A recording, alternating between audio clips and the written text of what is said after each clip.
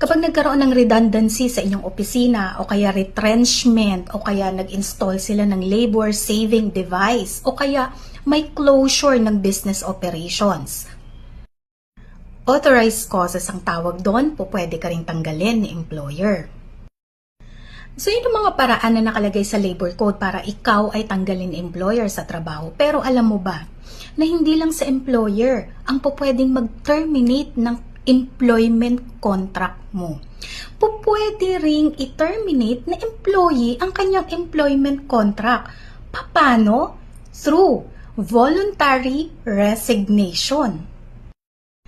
So, under the labor code, pwede kang mag-resign kapag nag-render ka ng 30-day notice sa iyong employer.